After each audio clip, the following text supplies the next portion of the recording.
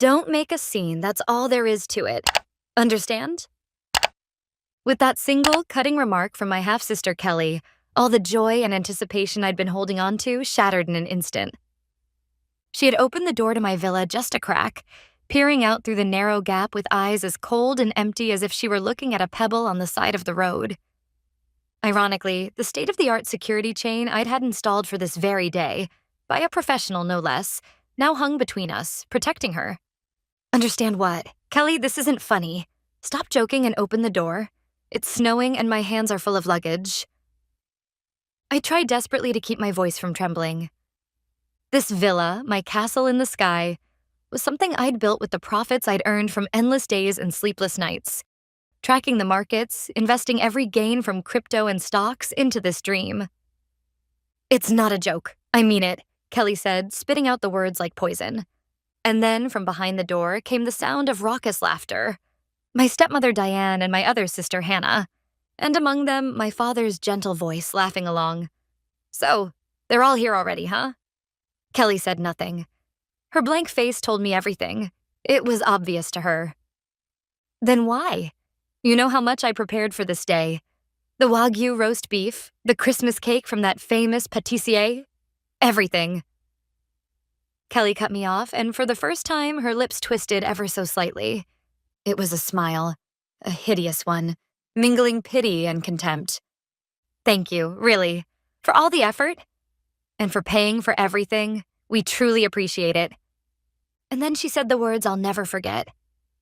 I'm sorry, but this Christmas, we just want to spend it with our real family. The heavy door slammed shut. A sharp metallic click followed. Empty. That word didn't even begin to describe the dark wave rising from the pit of my stomach. Once again, was I only the one who pays? Memories from years ago replayed vividly in my mind, as if it had all happened yesterday. I remembered the day I ran into the living room, clutching my college acceptance letter. Dad, I did it! I got into my first choice university. My father's face lit up for a brief second, but when he glanced at Diane sitting beside him, his smile faded. That's wonderful, Lucy. But you know we've also got Kelly and Hannah, paying tuition for 3 private universities at once. It's tough, honestly. A few weeks later, he called me into his study and handed me a brochure. It was a guide for scholarship programs. You're smart. I'm sure you'll qualify. Why not try going to college on your own?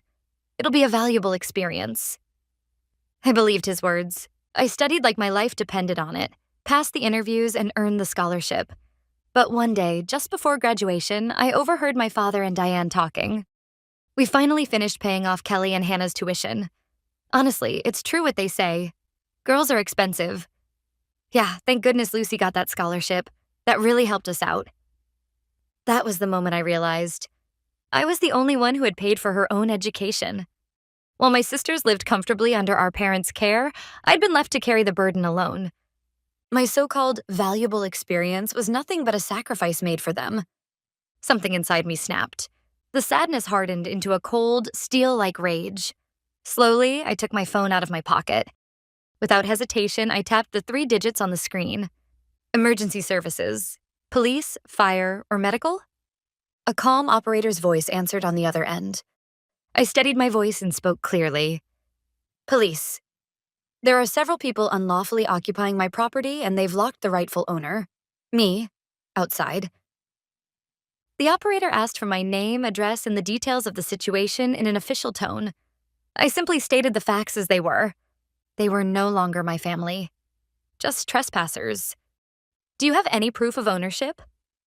Yes, all the property documents, the electronic deed, and the purchase contract are stored on this smartphone. The operator listened, then replied briskly, Understood. We'll dispatch officers immediately. Please stay in your vehicle and keep yourself safe. The line went dead. I sank deep into the driver's seat of my car, staring blankly through the windshield at the snow falling harder and harder beyond the glass. On the dashboard sat a small Santa Claus figurine. My late mother had given it to me when I was a child. Every Christmas, we would display it together, a tiny, private tradition shared only between us. After Diane moved in, Santa stopped appearing in the living room. It was pushed aside, forgotten in a corner of my bedroom.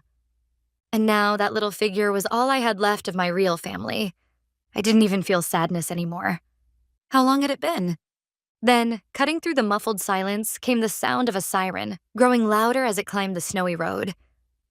Through the blur of white, I saw a police car slowly but firmly making its way up the drive. It stopped behind my vehicle. 2 officers stepped out, both broad-shouldered, their presence solid and reassuring. "You're Lucy, the one who was reported, correct? We received your report and were briefed in the car," said the older officer, his tone stern but not unkind. "First, we'll need to confirm ownership." I handed him my phone. The younger officer carefully scanned my ID and the digital deed with his verification device. "Confirmed? The property belongs to the caller." The older officer nodded gravely, turning his gaze toward the tightly shut front door. "This isn't a domestic dispute. It's a clear criminal case. We'll handle it from here." Knock, knock, knock. "Police, open the door." Silence. The laughter that had filled the house moments ago vanished completely. Then the door opened. Just a sliver, still chained. The man who appeared was Chris, Kelly's fiancé. His face froze when he saw the 2 officers standing outside. "Police, what's going on?" "The owner, Lucy, has filed a report. You are currently trespassing on her property. Everyone inside is to come out immediately." The officer's voice was calm, procedural, devoid of emotion, but each word drained the color from Chris's face. Moments later, Diane appeared from the living room, alarmed by the commotion. "What? Police?" "Chris, what is this about?" Her anger faltered the instant she saw the uniforms. "Oh, officers, has something happened? My goodness, out here in this weather, you're working so hard." She smiled sweetly, pretending innocence, her voice dripping with false warmth. "Ma'am, drop the act," the older officer said flatly, slicing through her performance. "It's already been confirmed that you and the others locked the rightful owner out of her own home. This constitutes unlawful entry and occupation of private property." "A crime," Diane's voice cracked. "Don't be ridiculous. This is our daughter's house. What's wrong with spending Christmas as a family?" That was when I stepped forward from behind the officers. I met Diane's eyes head on. "Your daughters are Kelly and Hannah, aren't they? You told me just minutes ago that I'm not part of your real family and you threw me out." At my appearance, Diane gasped and her face flushing crimson. "Lucy, how could you do this? Bringing the police into a family matter? Do you want to disgrace us?" "The only ones disgracing this family are you," I said, cutting across her words, firmly for the first time in my life. "This is my house, and you are nothing but intruders who broke in without my permission." At my first ever rebuttal, Diane was momentarily lost for words. Then, as if remembering her role, she collapsed dramatically into my father's arms, sobbing like a tragic heroine finally undone. "Honey, listen, Lucy's treating us like criminals." My father looked from me to the officers, his face tight with discomfort. Then came the same tired line he'd used my whole life. "Officers, please. This is just a misunderstanding, a small family issue. I'm sure we can resolve it peacefully if we talk." As I looked at him, another memory, buried deep but still burning, rose to the surface once more. When I was in high school, Kelly once framed me for breaking a window that belonged to the school. Of course, I was innocent. But when my father was called to the school, he gave me no chance to defend myself. Out of regard for Diane and Kelly, he simply apologized to my homeroom teacher on my behalf. "It was all my daughter's carelessness. I'm very sorry." On the way home, he turned to me and said, "Lucy, don't make things worse. If you just endure it, everything will stay peaceful." My father had always cared more about keeping the peace than telling the truth. And the one who paid the price for that peace was always me. "Sir?" The older police officer cut through my father's excuses, his tone cold and final. "I'm afraid this can't be dismissed as a misunderstanding. According to our verification, ownership of this property lies entirely with Lucy. None of you have the right to remain here, not for a single second, without her permission." Then, in a voice that carried clearly to everyone present, he delivered his final warning. "This is an official eviction order under the law. You have 5 minutes to gather your belongings and vacate the premises. Failure to comply will result in immediate arrest for unlawful entry and refusal to leave private property. The word arrest struck the air like a blade, sharp and undeniable. The fiancé of my sisters turned pale and stumbled backward a few steps. It was written all over their faces. They wanted nothing more than to cut ties with this ridiculous family and disappear. Hannah crumpled to the floor, sobbing like a child. Only Diane still refused to accept reality, her mouth twisting as she tried to shout something back. But when the younger officer rested his hand on his holster and took a silent step forward, she understood. The perfect Christmas she had planned was collapsing in the worst possible way. The officer's deadline, 5 minutes, hung over them like the timer of some cruel game. Gone was their arrogance. They retreated quietly into the house. I stood there, arms folded, watching in silence. There was no anger left in me, no sadness, only emptiness and a cold, clear contempt. Inside, I could hear them moving about hastily. The living room I had decorated so carefully glowed with warmth, the fir tree glittering with golden lights, the fire crackling softly in the hearth, filling the room with gentle light. Beneath the tree was a small mountain of gifts, each one I had chosen over the past weeks while thinking tenderly of their faces. Now they hurried past them without a glance. Before 5 minutes had passed, they reappeared at the door with only the bare minimum of luggage in hand. Hannah, her eyes red and swollen, shot me a brief glare before quickly looking away and fleeing to her car with her fiancé. Kelly and Chris followed. As she passed me, Kelly muttered just loud enough for me to hear, "You'll regret this." But there was no power left in her voice. Finally, my father and Diane emerged. Diane's face was twisted with hatred, her lips murmuring curses under her breath, like some old witch casting spells. My father stopped in front of me, his shoulders sagging. "Lucy, I'm sorry, I never meant for it to turn out like this." His voice was faint, almost a whisper, but his words didn't reach me at all. "Dad, you've always been like this." My voice surprised even me, calm, level, almost detached. At my words, my father suddenly looked up, but he couldn't say a thing. Biting his lip in frustration, he let Diane take his arm and walked heavily toward their car. One by one, the 3 cars drove away, followed closely by the patrol car. I stood there, watching in silence until the red taillights vanished into the dark forest. Then, at last, stillness returned. I stepped slowly into my house, my fortress. Warm air wrapped around my frozen body. I took off my coat and began to walk through the rooms, ready to start cleaning up. As I walked through the living room, my eyes caught something wedged between the sofa cushions, a familiar smartphone. It belonged to Diane. She must have left in such a panic that she'd forgotten the one thing she treasured almost as much as her own life. Conveniently, it wasn't locked.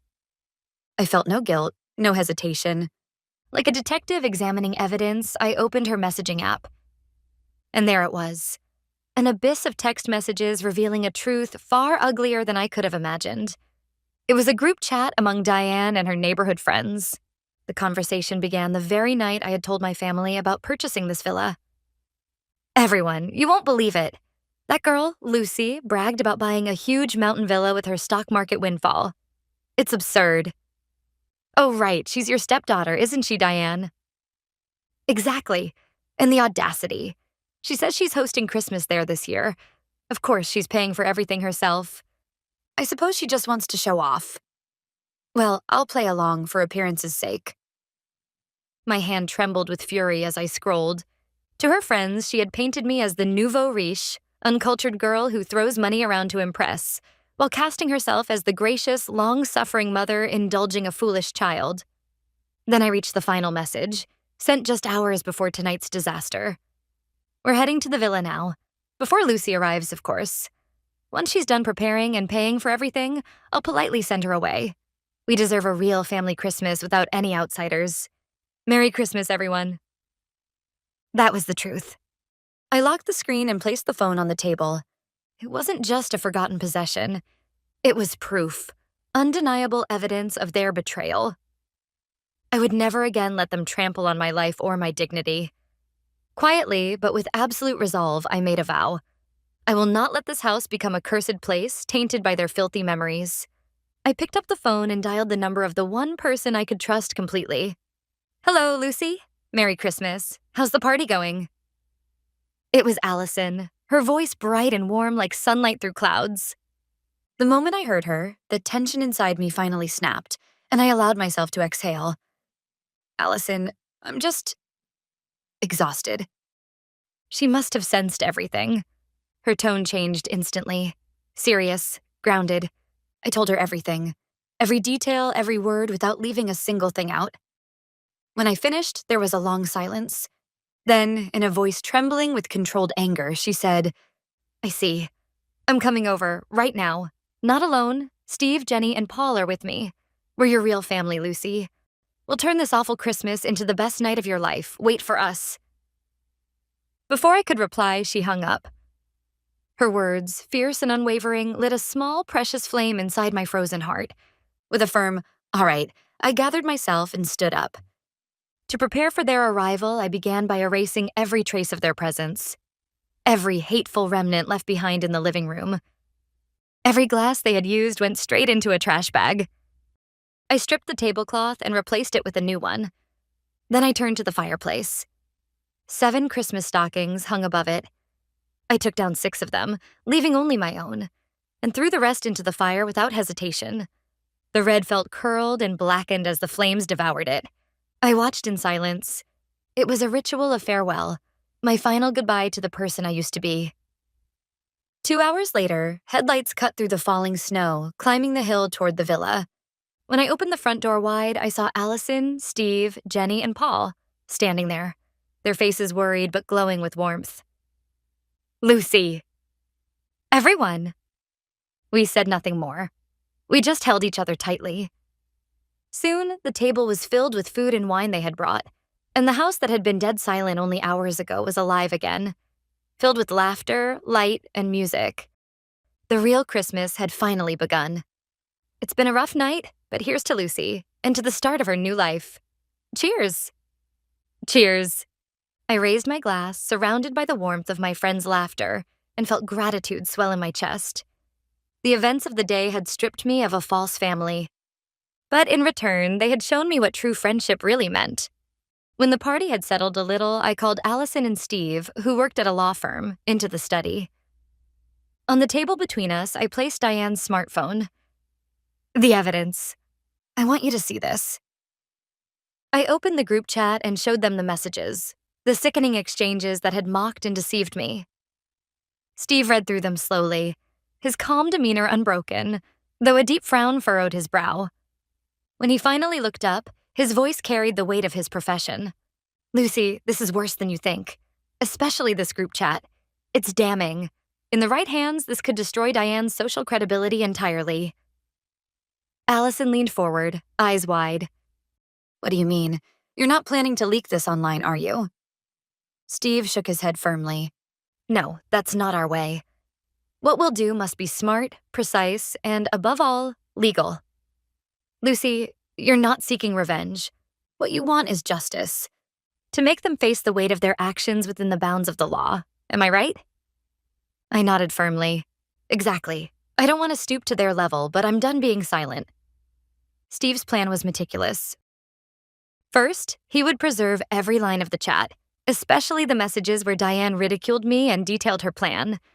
They would be archived as legally valid evidence. Next, we would calculate every cost from the Christmas party down to the last cent. Food, decorations, transportation, even the damaged property. Then, a formal letter of demand for compensation would be sent to my father and Diane by certified mail, accompanied by the report and the selected chat excerpts. They'll probably ignore it, or try to negotiate the amount down. When Steve finished his sentence, his lips curled into a faint, knowing smile. That's when we play our next card, the chat itself. If they refuse to settle, we'll inform the appropriate authorities, your father's company's compliance office and the board of Diane's social association. Not a threat, just the truth presented where it belongs. It was not a violent threat. It was simply the exercise of a rightful act, reporting facts as facts to the proper authorities. For someone like Diane, who prized reputation above all, it would be worse than any prison sentence. So, Lucy, what do you say? Steve asked me. This is the strategy I propose for your fight. Without a moment's doubt, I met his gaze. Do it, exactly as you said. A few days after Christmas, the certified letter was sent from Steve's office, addressed jointly to my father and Diane. Inside were a detailed summary of the incident, a formal claim for damages down to the last item, and an attachment containing carefully selected excerpts from the chat. Just enough to show the truth. They were given 7 days to respond. During that week, I quietly put my affairs in order, with my friend's help. The villa was handed over to a reputable real estate firm, listed as a luxury rental for overseas clients. There was no longer any need for that place to be a place of family memories. When the 7 days passed, I found dozens of missed calls and voicemails from my father. His voice was trembling, drained of its usual authority. "Lucy, please, just talk to me. That letter, what's going on? Diane's beside herself." I listened to the message until the end, my heart cold and still. Then, without calling back, I dialed Steve. A few days later, I met them both again, my father and Diane, in a quiet conference room at Steve's firm. It had only been a few weeks since Christmas, yet they looked unrecognizable. Diane, still wrapped in her designer coat and jewelry, looked like a ghost beneath the paint. Her complexion ashen, dark shadows etched under her eyes. Her pride must have already been shattered. "Then, may I have your answer?" Steve's voice was calm, professional, mercilessly steady. My father trembled as he reached into his bag and took out an envelope. "The full amount you requested is here." But Diane cut him off, her voice sharp and desperate. "Wait. Before you pay, let me say something, Lucy. Are you blackmailing us? If you make those messages public, you'll destroy yourself too. Don't you see that?" Steve didn't so much as blink. "You misunderstand, ma'am. There is no blackmail here. We are simply informing you of the legal options available to us should you refuse a legitimate claim. For example, your husband's company is publicly listed, isn't it? I wonder how shareholders might react if they learned that the family of a corporate executive was engaged in conduct that borders on harassment and fraud." At those words, my father gasped, and Diane's face turned pale as she fell silent. Everything was finally over. My father placed the envelope on the table with a trembling hand and apologized deeply. Diane followed suit, stiff and silent. I stood up without ever looking at them. At the door, I turned only once, just enough to whisper the last word I would ever say to them. "Goodbye." From the law office, I went straight to a phone shop. Without hesitation, I changed my number, the same number I'd had for over a decade. My father, Diane, and my sisters, none of them exist in my life anymore. Cutting off all means of contact was the final ritual to bid farewell to my former self. Days later, Steve forwarded me a signed document from my father and Diane, a notarized statement confirming full payment of damages and a legally binding promise never to contact me again. Just one piece of paper. And yet it felt as though the weight of the world had been lifted from my shoulders. By the time winter gave way to spring, my life had found its new rhythm. The villa, once a monument to false family unity, was now leased long-term to an executive from an overseas tech firm. It had become what it was always meant to be, a solid foundation for my future, not a prison for my past. One evening, as I returned home from work, I noticed a familiar figure standing by the gate of my apartment. Slumped, smaller than I remembered. It was my father. "Lucy." His voice was barely a whisper. We sat in a quiet cafe nearby. He clasped his hands on the table and stared down at them for a long time, before finally looking up, tears glistening in his tired eyes. "I'm so sorry for everything. That day, I should have protected you. I failed you as a father." I looked at him, my tone level, distant. "Why now?" At my cold question, my father weakly shook his head. It was all because of my weakness. I was afraid to stand up to Diane. But that day, when I lost you, I finally realized what it was I should have been protecting all along. I listened to my father's words in silence. "I won't ask you to forgive me, but please believe this. I truly regret what I've done." After a long pause, I finally spoke. "I'll accept your apology, but forgiveness is another matter entirely. And there's one absolute condition."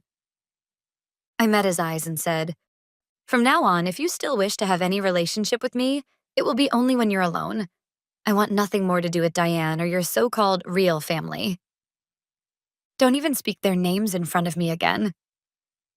That was the new boundary I drew, for the sake of my own life. My father nodded sorrowfully but firmly.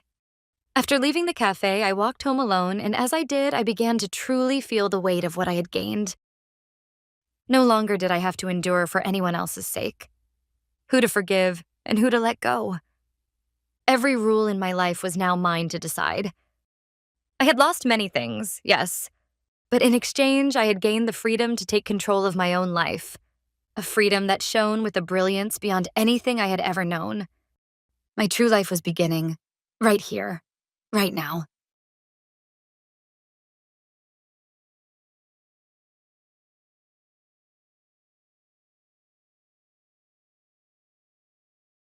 It won't open. Why won't this key turn? My mother, Sandra,